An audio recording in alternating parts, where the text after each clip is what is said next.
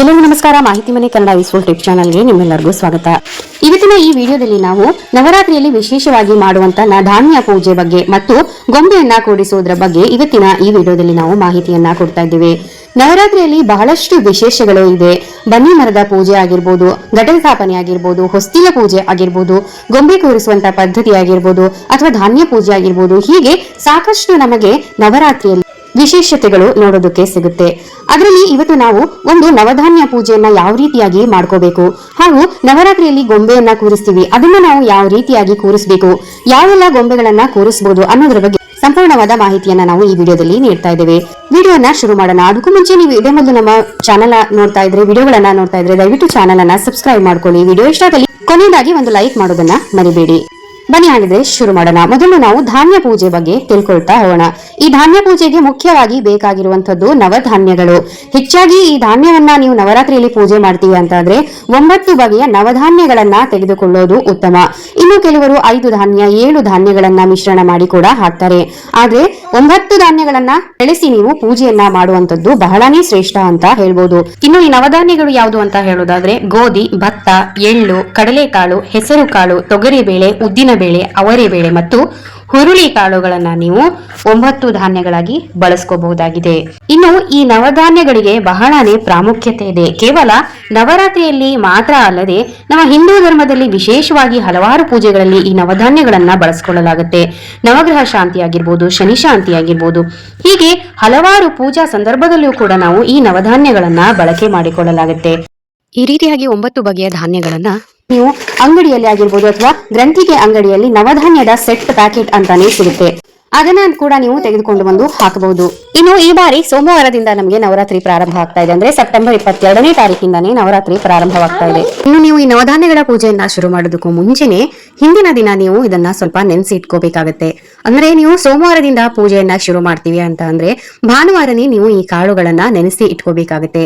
ಹೀಗೆ ಮಾಡೋದ್ರಿಂದ ಈ 9 ಅಥವಾ 10 ದಿನಗಳಲ್ಲಿ ಈ ಧಾನ್ಯಗಳ ಬೆಳವಣಿಗೆ ತುಂಬಾನೇ ಚೆನ್ನಾಗಿ ಆಗಿರುತ್ತೆ. ಅಷ್ಟೇ ಅಲ್ಲದೆ ಈ ನವಧಾನ್ಯಗಳು ನವಗ್ರಹಗಳನ್ನ ಕೂಡ ಪ್ರತಿನಿಧಿಸುತ್ತೆ. ಸೂರ್ಯನಿಗೆ ಗೋಧಿ, ಚಂದ್ರನಿಗೆ ಭತ್ತ, ಮಂಗಳಕ್ಕೆ ತೊಗರಿಬೇಳೆ, ಬುಧಕ್ಕೆ ಹೆಸರು ಕಾಳು, ಗುರುಗ್ರಹಕ್ಕೆ ಕಡಲೆಕಾಳು, ಶುಕ್ರನಿಗೆ ಅವರೆಕಾಳು, ಇನ್ನು ಶನಿಗೆ ಎಳ್ಳು, ರಾಹುವಿಗೆ ಉದ್ದು ಹಾಗೂ ಕೇತುವಿಗೆ ಹುರುಳಿಕಾಳು. ಈ ರೀತಿಯಾಗಿ ನವಧಾನ್ಯಗಳು ನವಗ್ರಹಗಳ ಪ್ರತೀಕವಾಗಿದೆ.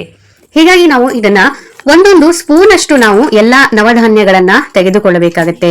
ತೆಗೆದುಕೊಂಡು ಅದನ್ನ ಹಿಂದಿನ ದಿನವೇ ನೀವು ನೆನೆಸಿ ಇಡಬೇಕಾಗತ್ತೆ. ನಂತರ ನೀವು ಮಾರನೇ ದಿನ ಪೂಜೆಯನ್ನ ಶುರು ಮಾಡುವಾಗ ಒಂದು ಮಣ್ಣಿನ ಅಗಲವಾದ ಸ್ವಲ್ಪ ಆಳ ಇರುವಂತಹ ತಟ್ಟೆಯನ್ನ ತೆಗೆದುಕೊಳ್ಬೇಕಾಗತ್ತೆ.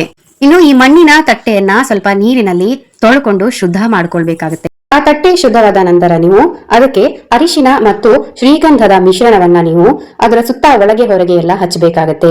ಶ್ರೀಗಂಧ ಮತ್ತು ಅರಿಶಿನವನ್ನ ತೆಗೆದುಕೊಂಡು ಅದಕ್ಕೆ ಗಂಗಾಜಲ ಅಥವಾ ರೋಸ್ ವಾಟರ್ ಅನ್ನ ಮಿಕ್ಸ್ ಮಾಡಿಕೊಂಡು ಪೇಸ್ಟ್ ಅನ್ನ ತಯಾರಿಸಿಕೊಂಡು ಆ ತಟ್ಟೆಯ ಸುತ್ತ ನೀವು ಒಳಗೆ ಮತ್ತು ಹೊರಗೆ ಆ ಲೇಪನವನ್ನ ಸಂಪೂರ್ಣವಾಗಿ ಹಚ್ಚಬೇಕಾಗತ್ತೆ.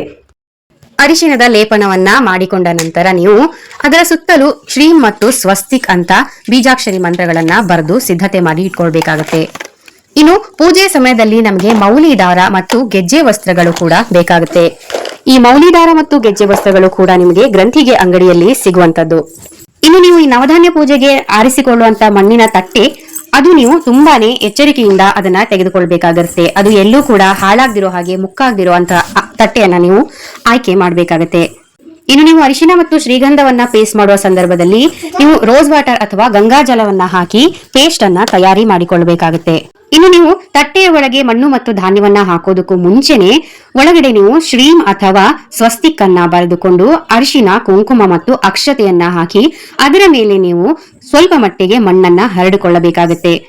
ಆನಂತರ ಅದರ ಮೇಲೆ ನವಧಾನ್ಯಗಳನ್ನ ನೀವೇನ್ ನೆನ್ಸ್ಕೊಂಡಿಟ್ಟಿರ್ತೀರಾ ಆ ನವಧಾನ್ಯಗಳನ್ನ ನೀವು ಹಾಕಿ ಅದರ ಮೇಲೆ ಇನ್ನೂ ಒಂದು ಲೇಯರ್ ಮಣ್ಣನ್ನ ನೀವು ಸಂಪೂರ್ಣವಾಗಿ ಹಾಕಿ ನವಧಾನ್ಯಗಳು ಕಾಣದೇ ಇರೋ ತರ ಮುಚ್ಚಬೇಕಾಗತ್ತೆ. ಆದ್ರೆ ತಟ್ಟೆ ಪೂರ್ತಿ ನೀವು ಮಣ್ಣು ಬರೋ ತರ ಹಾಕಬಾರ್ದು.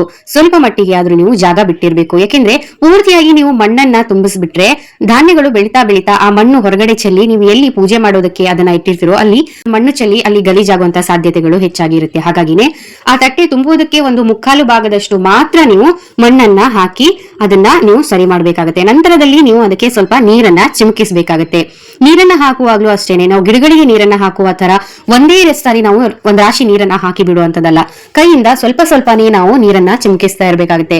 ಈ ರೀತಿ ನಾವು ಎಲ್ಲಿವರೆಗೂ ವಿಸರ್ಜನೆ ಮಾಡೋದಿಲ್ವೋ ಅಲ್ಲಿವರೆಗೂ ಕೂಡ ಪೂಜೆಯ ಸಮಯದಲ್ಲಿ ನಾವು ನಾವು ಏನು ನವಧಾನ್ಯದ ತಟ್ಟೆಯನ್ನ ರೆಡಿ ಮಾಡಿ ಇಟ್ಕೊಂಡಿರ್ತೀವೋ ಅದಕ್ಕೆ ಪ್ರತಿದಿನವೂ ಕೂಡ ಅರಿಶಿನ ಕುಂಕುಮವನ್ನ ಹಾಕಿ ಹೂವನ್ನ ಇಟ್ಟು ಅದಕ್ಕೆ ನಾವು ಸ್ವಲ್ಪ ಮಟ್ಟಿಗೆ ನೀರನ್ನ ಚಿಮುಕಿಸಿ ಪೂಜೆ ಮಾಡಬೇಕಾಗುತ್ತೆ. ಇನ್ನು ಈ ರೀತಿಯಾಗಿ ನಾವು ರೆಡಿ ಮಾಡಿ ಇಟ್ಕೊಂಡಿರುವಂತಹ ಮಣ್ಣಿನ ಅಥವಾ ನವಧಾನ್ಯದ ಒಂದು ತಟ್ಟೆಗೆ ಮೊದಲಿಗೆ ನಾವು ಮೌಲಿ ದಾರವನ್ನ ಒಂದು ಹೂವನ್ನ ಕಟ್ಟಿ ಮೌಲಿ ದಾರವನ್ನ ಕೂಡ ಆ ತಟ್ಟೆಗೆ ಕಟ್ಕೋಬೇಕಾಗುತ್ತೆ.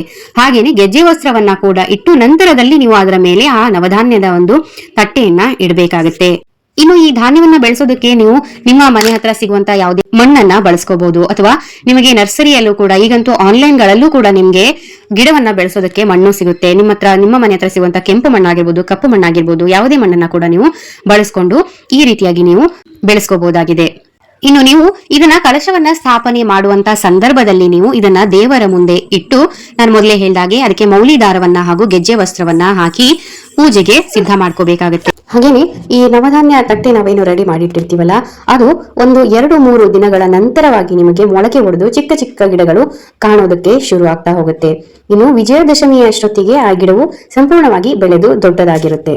ಇನ್ನು ನಾವು ಈ ರೀತಿಯಾಗಿ ನವಧಾನ್ಯವನ್ನ ಯಾಕೆ ನವರಾತ್ರಿಯಲ್ಲಿ ಪೂಜೆ ಮಾಡ್ತೀವಿ ಅಂತ ಹೇಳೋದಾದ್ರೆ, ಈ ನವಧಾನ್ಯಗಳು ನಾವು ನವರಾತ್ರಿಯ ಪೂಜೆ ಮುಗಿಸುವಷ್ಟರಲ್ಲಿ ಎಷ್ಟು ಮಟ್ಟಿಗೆ ಬೆಳವಣಿಗೆ ಆಗ್ತಾ ಹೋಗುತ್ತೋ ಅಷ್ಟೇ ನಮ್ಮ ಮನೆಯಲ್ಲಿ ಸುಖ ಸಮೃದ್ಧಿ ಕೂಡ ಬೆಳವಣಿಗೆ ಆಗ್ತಾನೆ ಹೋಗುತ್ತೆ ಅನ್ನೋ ಒಂದು ನಂಬಿಕೆ ಇದೆ. 10 ದಿನ ಆಗೋದ್ರೊಳಗೆ ಈ ಧಾನ್ಯಗಳು ಬಹಳನೇ ಸಮೃದ್ಧವಾಗಿ ಬೆಳೆದಿರುತ್ತೆ. ಹಾಗಾಗಿ ನೀವು ನವಧಾನ್ಯಕ್ಕೆ ನೀವು ನೀರನ್ನ ಹಾಕ್ಬೇಕಾದ್ರೆ ತುಂಬಾನೇ ನೀವು ನೀರನ್ನ ತುಂಬಿಸಬಾರ್ದು, ಸ್ವಲ್ಪ ಸ್ವಲ್ಪನೇ ಚಿಮುಕಿಸ್ತಾ ಇರಬೇಕು. ಹಾಗೇನೆ ಈ ನವಧಾನ್ಯದ ಪೂಜೆಯನ್ನ ಮಾಡೋದ್ರಿಂದ ಆಯಸ್ಸು, ಆರೋಗ್ಯ, ಐಶ್ವರ್ಯ, ಸಂತಾನ, ಯಶಸ್ಸು ಎಲ್ಲಾ ಫಲಗಳನ್ನು ಕೂಡ ನಾವು ಪಡ್ಕೋಬಹುದಾಗಿದೆ. ಇನ್ನು ಈ ನವಧಾನ್ಯವನ್ನ ನೀವು ಪೂಜೆ ಮಾಡಿರ್ತೀರಾ, ಅದನ್ನ ವಿಜಯದಶಮಿಯ ನಂತರ ಏನು ಮಾಡ್ಬೇಕು ಅಂತ ನೋಡೋದಾದ್ರೆ, ನೀವು ಪೂಜೆ ಎಲ್ಲ ಆದ ನಂತರ ನೀವು ಅಮ್ಮನವರ ದೇವಸ್ಥಾನ ಆಗಿರ್ಬೋದು ಅಥವಾ ಯಾವ್ದಾದ್ರು ದೇವಸ್ಥಾನದ ಹತ್ತಿರನೇ ನೀವು ಇದನ್ನ ತೆಗೆದುಕೊಂಡೋಗಿ ಇಡಬೇಕಾಗತ್ತೆ. ಅಥವಾ ಅರಳಿ ಮರದ ಕೆಳಗೆ ಅಥವಾ ಎಕ್ಕದ ಗಿಡದ ಕೆಳಗೆ ಕೂಡ ನೀವು ಇದನ್ನ ಇಡಬಹುದು. ಆದ್ರೆ ಮನೆಯಲ್ಲಿ ಇಟ್ಕೊಳ್ಳೋದಕ್ಕೆ ಆಗಲ್ಲ, ನೀವು ಯಾವ್ದಾದ್ರು ದೇವಸ್ಥಾನದ ಹತ್ತಿರನೇ ಇದನ್ನ ಇಟ್ಟು ಬರ್ಬೇಕಾಗತ್ತೆ. ಹಾಗಾಗಿ ನಾವು ಮಣ್ಣಿನ ತಟ್ಟೆಯನ್ನ ಬಳಸ್ಕೊಳ್ಳೋದ್ರಿಂದ ನಮ್ಗೆ ತಟ್ಟೆ ಸಮೇತ ನಾವು ಇದನ್ನ ದೇವಸ್ಥಾನದ ಹತ್ರ ಇಟ್ಟು ಬರೋದಕ್ಕೆ ತುಂಬಾನೇ ಅಂದ್ರೆ ವಿಸರ್ಜನೆ ಮಾಡೋದಕ್ಕೂ ಕೂಡ ನಮ್ಗೆ ತುಂಬಾನೇ ಸರಳ ಕೂಡ ಆಗುತ್ತೆ. ಇನ್ನು ಇದಿಷ್ಟು ನವಧಾನ್ಯ ಪೂಜೆ ಬಗ್ಗೆ ಆಯ್ತು. ಇನ್ನು ನವರಾತ್ರಿಯಲ್ಲಿ ಗೊಂಬೆಯನ್ನ ಕೂರಿಸುವ ವಿಶೇಷ ಆಚರಣೆ ಕೂಡ ಇರುತ್ತೆ. ನವರಾತ್ರಿಯಲ್ಲಿ ಗೊಂಬೆಯನ್ನ ಯಾವ ರೀತಿ ಕೂರಿಸಬೇಕು, ಅದರಲ್ಲಿ ಮುಖ್ಯವಾಗಿ ಪಟ್ಟದ ಗೊಂಬೆಗಳಿಗೆ ಪ್ರಾಶಸ್ತ್ಯ ಜಾಸ್ತಿ. ಇನ್ನು ಈ ಪಟ್ಟದ ಗೊಂಬೆಗಳನ್ನ ಕೂರಿಸುವ ರೀತಿ ಹೇಗೆ ಮತ್ತು ಏನೆಲ್ಲ ನಿಯಮಗಳು ಇರುತ್ತೆ ಅನ್ನೋದನ್ನ ಕೂಡ ನೋಡ್ತಾ ಹೋಗೋಣ. ಇನ್ನು ಈ ಪಟ್ಟದ ಗೊಂಬೆಗಳನ್ನ ಕೂರಿಸೋದು ಕೆಲವರ ಮನೆಯ ಪದ್ಧತಿಯಾಗಿರುತ್ತೆ. ಆ ರೀತಿಯಾಗಿ ಪದ್ಧತಿ ಇದ್ರೇನೆ ಗೊಂಬೆ ಕೂರಿಸಬೇಕು ಅನ್ನೋ ಅಗತ್ಯ ಕೂಡ ಇಲ್ಲ. ಯಾರು ಬೇಕಾದ್ರೂ ಅಂದ್ರೆ ನಾವು ಹೊಸದಾಗಿ ಕೂಡ ನಾವು ಗೊಂಬೆಯನ್ನ ಕೂರಿಸೋದಕ್ಕೆ ಆರಂಭ ಮಾಡಬಹುದು.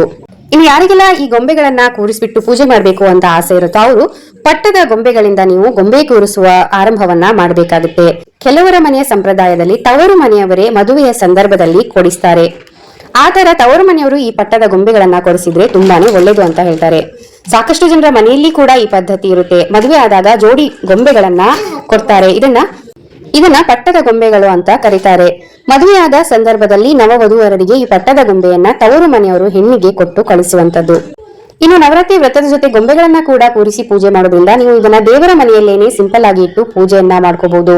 ಇನ್ನು ಈ ಗೊಂಬೆಯನ್ನ ಯಾವ ರೀತಿ ಇಡಬೇಕು ಅಂತ ನೀವು ದೇವರನ್ನ ಅಥವಾ ಕಳಶವನ್ನ ಸ್ಥಾಪನೆ ಮಾಡೋದಕ್ಕೆ ಮಣೆಯನ್ನ ಇಟ್ಟಿರ್ತೀರಾ, ಅದರ ಕೆಳಗಡೆ ಅಂದ್ರೆ ದೇವರು ಮೇಲ್ಭಾಗದಲ್ಲಿ ಇರಬೇಕು. ಅಥವಾ ದೇವರ ಒಂದು ಮಣೆಯ ಮೇಲೆ ದೇವರನ್ನ ಇಟ್ಟಿದ್ರೆ ಅದರ ಕೆಳಗೆ ನೀವು ಗೊಂಬೆಗಳನ್ನ ಕೂರಿಸ್ತಾ ಹೋಗ್ಬೇಕಾಗುತ್ತೆ.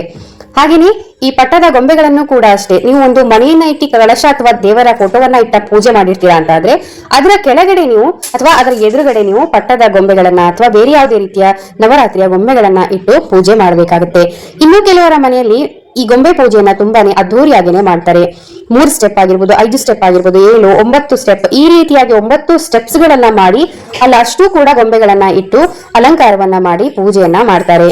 ನಿಮಗೆ ಆ ರೀತಿಯಾಗಿ ಆಗೋದಿಲ್ಲ ಅಂತಂದ್ರೆ ಕೇವಲ ಪಟ್ಟದ ಗೊಂಬೆಗಳನ್ನ ಮಾತ್ರ ಇಟ್ಟು ನೀವು ಪೂಜೆಯನ್ನ ಮಾಡ್ಕೊಳ್ಬಹುದಾಗಿದೆ. ಇನ್ನು ಈ ಪಟ್ಟದ ಗೊಂಬೆಯನ್ನ ಇಟ್ಟು ಅದರ ಮುಂದೆ ನಾವು ಒಂದು ಕಲಶವನ್ನ ಸ್ಥಾಪನೆ ಮಾಡಬೇಕಾಗುತ್ತೆ. ಅದು ಯಾವ ರೀತಿ ಅಂತಂದ್ರೆ, ಒಂದು ತಟ್ಟೆಯಲ್ಲಿ ಅಕ್ಕಿಯನ್ನ ಹಾಕಿ ಅದರ ಮೇಲೆ ಕಲಶದ ಬಿಂದಿಗೆಯನ್ನ ಅಥವಾ ಒಂದು ಚಿಕ್ಕ ಲೋಟವನ್ನ, ಬೆಳ್ಳಿ ಲೋಟ ಆಗಿರ್ಬೋದು ಅಥವಾ ಹಿತ್ತಾಳೆ ತಾಮ್ರದ ಲೋಟ ಆಗಿರ್ಬೋದು ಅಥವಾ ಪಂಚಪಾತ್ರೆ ಉದ್ಧರಣೆ ಇರುತ್ತಲ್ಲ ಅದನ್ನ ನೀವು ಕಲಶವನ್ನಾಗಿ ಮಾಡ್ಕೋಬೇಕಾಗುತ್ತೆ. ಆ ರೀತಿಯಾಗಿ ಒಂದು ತಟ್ಟೆಯ ಮೇಲೆ ಒಂದು ಚಿಕ್ಕ ಕಲಶವನ್ನ ಇಡಬೇಕಾಗುತ್ತೆ. ಇನ್ನು ಅದರ ಒಳಗೆ ಶುದ್ಧವಾಗಿರುವಂತಹ ನೀರನ್ನ ಹಾಕಿಕೊಳ್ಳಬೇಕು. ಆನಂತರ ಕಳಶದ ಸುತ್ತ ಕೂಡ ನೀವು ಅರಿಶಿನ ಕುಂಕುಮವನ್ನ ಹಚ್ಚಿ ಅಲಂಕಾರ ಮಾಡ್ಕೋಬೇಕು. ಇನ್ನು ನಾವು ಈ ಪಟ್ಟದ ಗೊಂಬೆಯಲ್ಲಿ ರಾಜಾರಾಣಿ ಗೊಂಬೆ ಅಂದ್ರೆ ಪಟ್ಟದ ಗೊಂಬೆಗಳನ್ನ ಸ್ಥಾಪನೆ ಮಾಡ್ತಾ ಇರೋದ್ರಿಂದ ಈ ಕಳಶಕ್ಕೆ ಸ್ವಲ್ಪ ವಿಶೇಷವಾಗಿ 2 ಎಲೆಗಳನ್ನ ಮಾತ್ರನೇ ಸ್ಥಾಪನೆ ಮಾಡಬೇಕಾಗುತ್ತೆ. 3 ಎಲೆಯನ್ನ ಯಾವುದೇ ಕಾರಣಕ್ಕೂ ಇಡಬೇಡಿ. ಕೇವಲ 2 ವಿಳ್ಳೆದೆಲೆಗಳನ್ನ ನೀವು ಈ ಒಂದು ಕಳಶದ ಒಳಗೆ ಇಡಬೇಕಾಗುತ್ತೆ, ಅಥವಾ 5 ಎಲೆಗಳನ್ನ ಇಟ್ಟು ಕೂಡ ಕಳಶವನ್ನ ಸ್ಥಾಪನೆ ಮಾಡಬಹುದು. ಜೊತೆಯಾಗಿ ಈ ರೀತಿ ಪಟ್ಟದ ಗೊಂಬೆಗಳನ್ನ ಇಟ್ಟು ನೀವು ಪೂಜೆ ಮಾಡುವಾಗ ಕನ್ನಡಿಯನ್ನ ಕಂಪಲ್ಸರಿಯಾಗಿ ಇಡಲೇಬೇಕಾಗತ್ತೆ. ಮದುವೆ ಮನೆಯಲ್ಲಿಯೂ ಕೂಡ ನೀವು ನೋಡಿರೋ ಹಾಗೆ ಕಳಶದ ಜೊತೆ ಕನ್ನಡಿಯನ್ನ ಕೂಡ ಇಟ್ಟಿರ್ತಾರೆ. ಹಾಗಾಗಿ ಕಳಶದ ಜೊತೆ ಒಂದು ಚಿಕ್ಕದಾದ್ರೂ ಸರಿ ಒಂದು ಕನ್ನಡಿಯನ್ನ ನೀವು ಇಡಬೇಕಾಗುತ್ತೆ.